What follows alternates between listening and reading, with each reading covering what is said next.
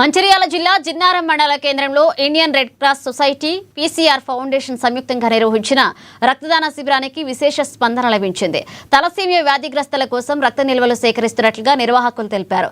ప్రతి ఒక్క ఆరోగ్యవంతమైన వ్యక్తి ప్రతి 100 రోజులకు ఒకసారి రక్తం దానం చేయొచ్చన్నారు.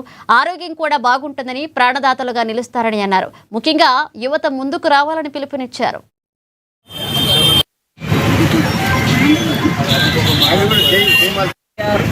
పూర్ణచంద్రరావు గారి ఫౌండేషన్ మొదటి సంవత్సరం పూర్తి చేసుకున్న సందర్భంగా ఈరోజు మెగా రక్త శిబిరం ఏర్పాటు చేయడం జరిగింది.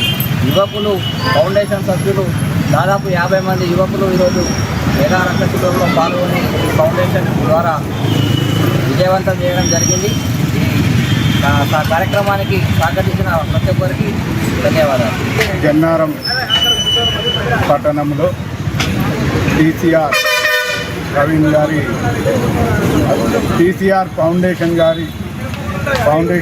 ఆధ్వర్యంలో ఈ మెగా రక్తదాన శిబిరము సుమారు 50 మంది దాకా రక్తదానం చేయడం జరిగింది. మన Mancherial Indian red cross society blood బ్యాంకులో 800 మంది తలసేమియా సికిల్ సెల్ వ్యాధిగ్రస్తులు 12 జిల్లాల నుంచి ఇక్కడ వైద్యం పొందుతున్నారు. ఈ వ్యాధిగ్రస్తులకు జీవితాంతము ప్రతి 15 రోజులకు ఒకసారి రక్తం ఎక్కించాలి.